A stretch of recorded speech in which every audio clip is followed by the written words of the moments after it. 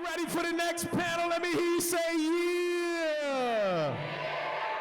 All right, you know one thing we gonna do here at the summit is highlight the experiences of black women in college athletics, all right? Today's panel is a group of women from right here in the city, right here at USC. We're gonna talk about mental health and black women in colleges. I need you to make some noise right now. From USC Basketball Koi Love, from USC Track and Field, Samirah Moody and Summer Mosley. Don't play with it, don't play with it. Come on, baby, don't play. Just lay in it. Spin all day. Is it on? Okay. Hello, everyone. My name is Samirah Moody, and I'm a rising junior, and I'm a member of the women's track and field team here. My name is Summer Mosley, and I'm a rising senior here at the University of Southern California, and I'm on the women's track and field team, but I don't run, y'all. I throw. Big prayer. What's up, everyone? My name is Koi Love. I'm a rising fifth year here. Yeah, Koi. Love, love, love. I'm a rising fifth year, and I'm on the women's basketball team. And we're here to talk about mental health and how that can affect the black female student athlete experience. So before we get started, we wanted you all to meet the UBSAA association members. So these are our United Black Student Athlete Association board members. Myself, Summer Mosley, and Samirah Moody are here to present to you today. Simone Jackson couldn't be here with us, but Reagan Griffin, Skylar Fields, and Kalia Williams are in the audience now. So could you all please stand? We want to give them a really big round of applause.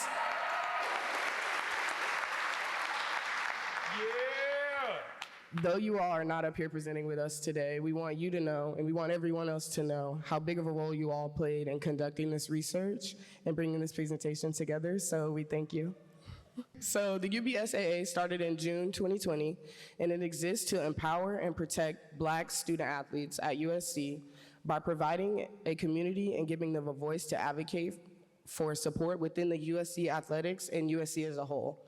We strive to use our positionality on campus to improve circumstances for the black community within USC and beyond. As previously mentioned, my name is Summer Mosley, and the reason I decided to join this project is because the care we receive as black female student athletes is like putting Band-Aids on wounds that need stitches.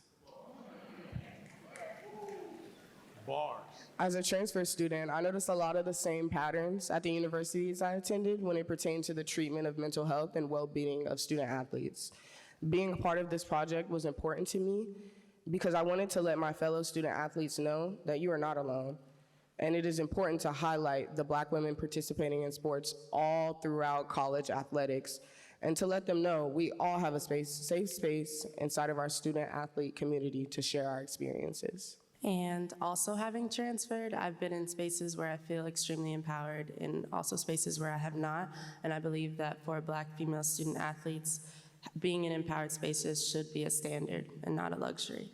So when it came to conducting our research, the problem we focused on answering includes, what are the factors contributing to the overall mental health and well-being of black female student athletes? With that, we asked 7 questions pertaining to the most prominent mental health barriers we felt black female student athletes faced. Using a mixed method approach, we pulled qualitative data using free response questions and quantitative data using a Likert scale. With over 100 responses from students all over the country from the sports listed above, we were able to gather a better idea of which environmental factors create the most impact on black female student athletes and their mental health. We conducted our own research on black women through articles, podcasts, as well as having conversations with our teammates and amongst ourselves to determine how best to assess our lived experiences.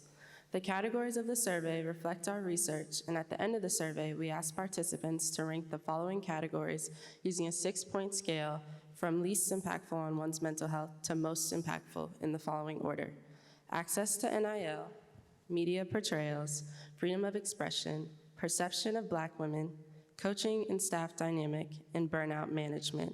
And we centered our presentation around the top 4 today.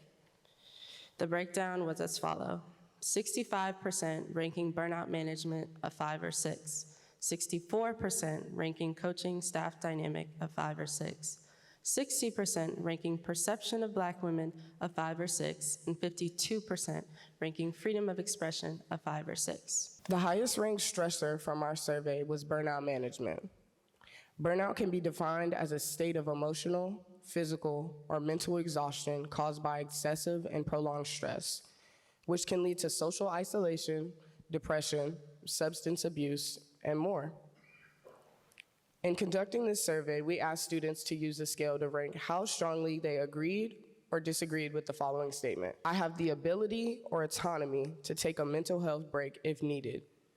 In this, we found that over 50% of student athletes disagreed with this statement, and around 42% of athletes agreed with this statement.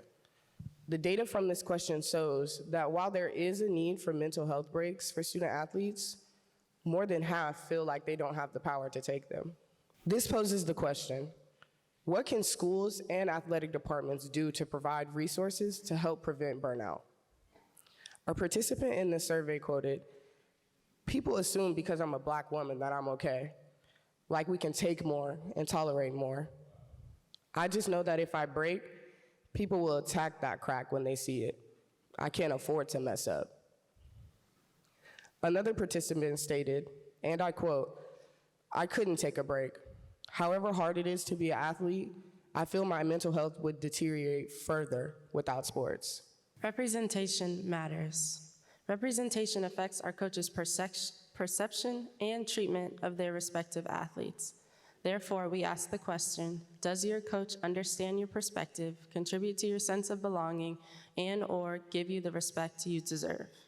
The survey revealed strong pulls to both ends of the spectrum, with 41.6% disagreeing in some capacity and 44.3% agreeing in some capacity. One survey participant said, "Him, my coach, not understanding that the safest place for me is with people who look like me, can vouch for me, understand where I'm coming from, and why I may be frustrated, contributes to my lack of safety and performance." An AP News Black Female Student Athlete article published in March said, the NCAA track and field numbers mirrored women's basketball numbers in 2021 through 2022, with 5% of head coaches being Black women, while 19% of women's NCAA track and field athletes being Black women. We highlight women's basketball and track as they have the highest representation of Black female athletes, and the majority of survey participants belong to these sports. How can we exist in such numbers, yet our coaches do not reflect us? It not only opens doors, but helps us imagine what we can be and how we can get there, and that's no small feat. In no way, shape, or form are we insinuating that Black women can't be coached by anyone except another Black woman. However, a Black coach or staff member can provide insight into numerous things, like how to navigate the industry, how to handle failure, how to conduct oneself while staying true to oneself in front of cameras and crowds, just to name a few. This is not wisdom that can be provided under the gaze of someone who doesn't understand our particular struggle. We decided to take a look at articles, books, interviews to inform our research of the perception of Black female student athletes. Social media, television broadcasting, and many other platforms is the world's way to get insight on sports and athletes. So we decided to pose the question, do you think the perception of Black female student athletes is positively portrayed in the media? We wanted to know how the Black female student athletes felt about how they were being portrayed. Roughly 70% of the women disagreed with the statement, 19 people were neutral, and 11% of people agreed with the idea of Black women being positively portrayed in the media.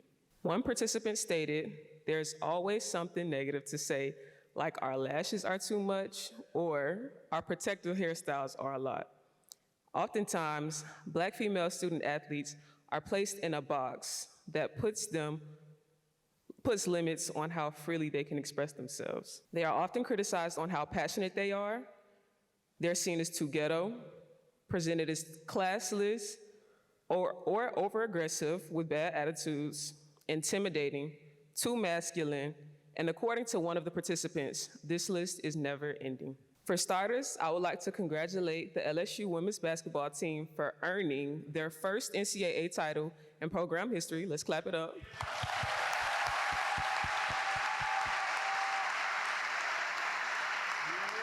Also, special shout out to Angel Reese for being named the most outstanding player of the championship game.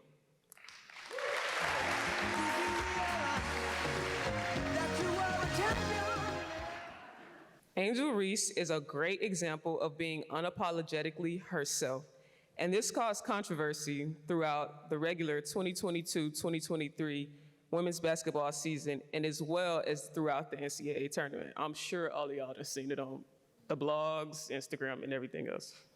Here is a short clip of Angel Reese and her element and what she has to say. And Angel Reese knows a ring is coming. All year, I was critiqued about who I was. I don't fit the narrative. I don't fit in the box that y'all want me to be in. I'm too hood, I'm too ghetto. Y'all told me that all year. But when other people do it, y'all don't say nothing. So this was for the girls that look like me, that's gonna speak up on what they believe in. It's unapologetically you. And that's what I did it for tonight. It was bigger than me tonight. It was bigger than me. Twitter is gonna go in a rage every time. And I mean, I'm happy. I feel like I've helped grow women's basketball this year. I'm super happy and excited.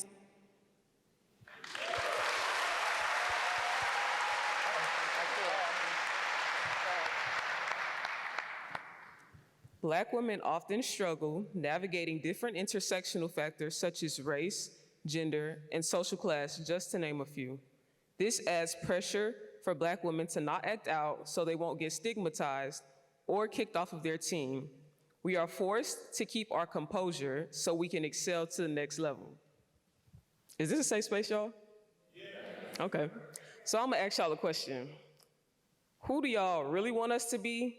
And how much of myself can I bring into the sports arena before I'm considered too ghetto, too hood, or classless? The fourth most impactful category on athletes and their mental health and well-being was freedom of expression. We asked participants to use a scale to rank how strongly they agreed or disagreed with the following statement. My passion has been misinterpreted as being defiant, aggressive, having an attitude, etc. More than 65% of those participants agreed that about half the time or more, this was true, while only 25% agreed that this was the case sometimes. I want to share a couple of quotes we received from the survey. One participant stated, being passionate is seen as being overly emotional or unnecessarily aggressive. Another participant stated, my competitiveness has been seen as overdoing it, even though multiple white teammates express the same level of competitiveness and have been praised for it. And another participant mentioned that her celebration was seen as too aggressive. As Black women, we are often teetering the line of being too passionate toward our sport and being called aggressive, or being too quiet, in which we are met with the angry Black woman narrative. When conducting research, we used examples of athletes like Serena Williams, who fought constantly because of her passion being misconstrued as aggression. From unfair match callings to random drug tests that were administered to her, these are clear-cut examples of her freedom of expression being misconstrued as aggression or unsportsmanlike. She is a prime example of the constant struggle Black female athletes must endure as they pursue their passions in their sports. So our research validated our emotions and our experiences, and we hope that this presentation provided you with the same reassurance. And to our coaches and other Black identifying student athletes, we hope that you feel empowered as well, and hope that you can go back to your spaces and create change or make some noise. And we'd also like to shout out Dr. Julie Rousseau and Miss Mariah for helping us make this presentation Please stand, possible. please stand, please stand. Please. Please. Goats right here. We really appreciate you guys with all the help. So with that being said, I saw a couple of you do it so far, but can everybody take out their phones and please fill out this survey, because we want you guys to participate, and this is really important to us, and I'm sure this is going to be super important to you guys, so your feedback is definitely important to us. But with that being said, we don't want the conversation to end here, so we have created some takeaway questions that we feel are insightful and can be used to start those conversations, but we want to start the conversation right here, and if we have some time, we'll kick it to the audience. So with that being said, Hey, Bookie. what mental health support does your athletic administration provide for you as a Black female student athlete? For starters, USC has one of the best sports psych programs in the country, so could y'all help me give them a hand clap? And they care about us so much, they create safe space for everyone. So this past fall, there was a program called Sis You Good, and it went on for about 10 to 8 weeks. And it was ran by Kendra and Danielle. And we basically, pep it up. Woo. Sis, you good? Sis You Good. But it was a safe place for Black female student athletes to come together and discuss things that we touched on in this presentation, and we also was able to commune with other Black female student athletes on our campus, because I'm on a track team, and I only see my track teammates most of the time, but it was nice to be able to commune with women's volleyball and women's lacrosse and women's basketball. So Samirah, Yes. how has our administration and sports psych department provide support for you? As I mentioned, I transferred, so anyone who's transferred, you know that it can be rocky.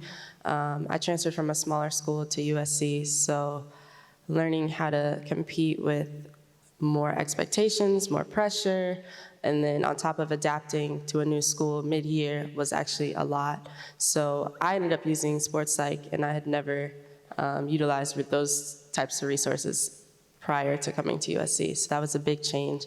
And then also, kind of going back to the presentation, being on the track team, I would say majority of our coaches and supporting staff are Black. And my specific event coach, Carmelita Jeter, she is also a Black woman. So being coached by her has been extremely impactful in my life, just because she was professional in track and field, so her guidance in that has been amazing, but then also outside of track, she's become like a familial figure, and I'm from Boston, so anyone on the East Coast, being all the way over here is a lot. So, she's kind of become like a maternal figure as well, so I go to her for everything, and I don't really think I would be able to do that without, her being who she is.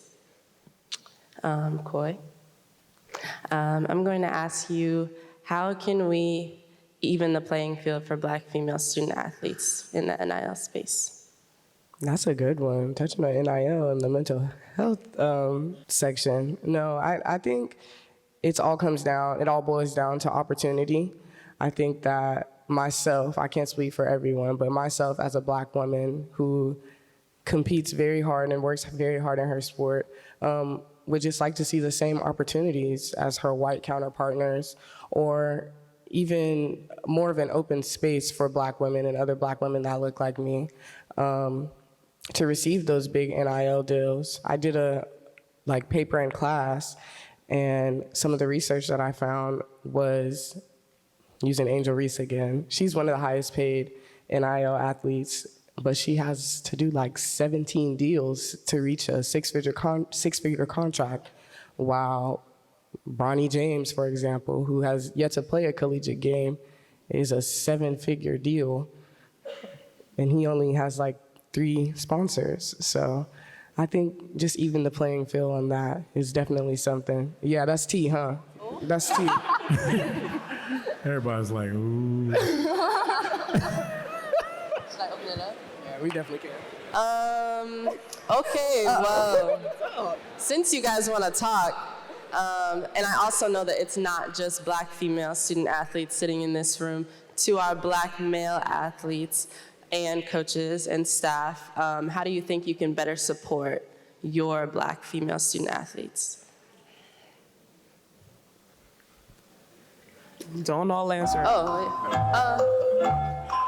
Yeah, can I, well, someone's, The mic is at the front of the stage. yeah, I was gonna say if you wanna walk. Probably don't. Here we go. We got somebody in the crowd. State your name, your school, shout yourself out. My name is Amari, and I'm from the University of Illinois. I think the best thing that black men can do for our black women is provide protection. Not only are we protecting ourselves, but we need to protect you guys as well. You better come on and testify in church now. Come on. Anybody else want to be brave? Come on. Is there one? My name, y'all hear me? My name is Tosin. I go to TCU. I know I'm a woman, but to the guy over there, his answer, hey, Suge, his answer. Oh, she about to call you out. Hold on. Look. Wait a minute. Hey now. Let me set you up. I don't mean to attack anybody, and I hope the black men in here know that I'm not attacking you, but I think I speak for a lot of us when we say a lot of our stress, black men, no, look. Whoa. Whoa. Y'all, we did it. We did it, Joe. Look, I'm just gonna say it how it is. I think we're all thinking the same thing. A lot of our mental health, a lot of it stems from the black men on campus because we already at PWIs. We already are in spaces where we're not welcome, and the men make us feel like that even more. We don't feel desirable. We don't feel.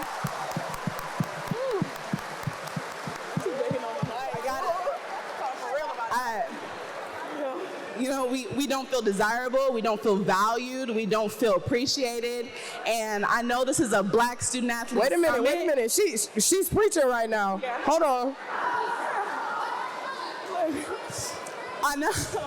This is a black student athlete summit, and we talk about, the growth of black athletes, but I just want everybody to know, until we start to value and protect our black women, there is no growth for black student athletes. So, how you do one thing is how you do everything. So in your personal life, if you don't value black women, you don't respect us, you don't treat us how you treat the white women, the other women. You gotta say that. Hey. 5 minutes. Okay, you should have been up here with us. Yeah, you don't treat us how you treat them. I promise every other aspect of your life is never gonna get better. It starts with black women. Okay, you better cook. Okay, I'm done. I'm just letting y'all know. Until black women are free, none of us will be free. So, amen, sister. That's it. She handed the mic back like that. Okay. Hey, make some noise for her one time.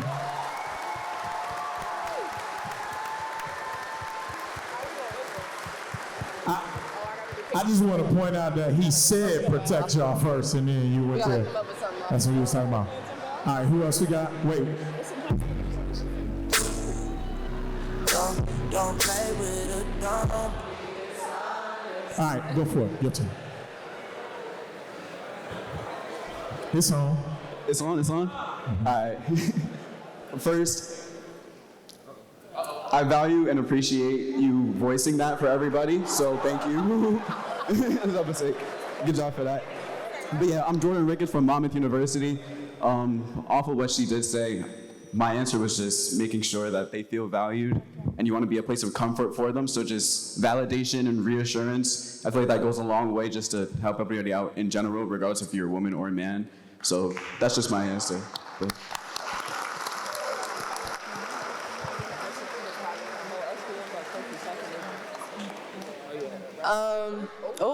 last one. You can be our last answer. Hey. You can be our last answer. We ran out of mic minutes. Hey, also, everybody up top in the Groupon section, sorry, we couldn't get the mics. Hello? Oh, okay, we good. Just joking. It was a joke. All right. My name is Lionel Edwards. I'm a track athletic advisor at Cal State Northridge. And I want to say for the men in here, what you can do is show up And I say that because I was in what was it yesterday? She Got Game. She got it. She got next. I was the only male in there. And to be honest, I thought I was in the wrong room. And I'm trying to, I wasn't the only male. It was the moderator, myself, and then videographer. I legit thought I was in the wrong room because there was no men in there. So you gotta show up for women, black women specifically. She voiced her concerns. I'm sure y'all see it on y'all campus. Yep. I see it on my campus as an advisor. So you gotta do your job, protect, but you gotta be more specific because there's multiple ways you can protect black women. So I say that, be honest with yourself. Are you really doing it or are you just saying it? Come on now. Boy, take me to B flat. Speaking of rooms, just going off of that, we are up here because they gave us the platform to be up here to speak about this. And I believe that it's really important to highlight for black men or for anybody, like if you're in a room and you're the only one in the room, or it feels like you're not supposed to be in the room, like you're supposed to be in the room. And if you're in there, go ahead and use your access and your opportunity to bring up other people, to elevate other people, regardless of who you are or where you are or what you're doing. So I thank you, and I'm so honored to be in front of all of you guys, to be talking about this. This is so dear to all of our hearts. And we know that we're preaching to the choir, so we thank you guys for giving us the energy that we're giving you. And just thank you.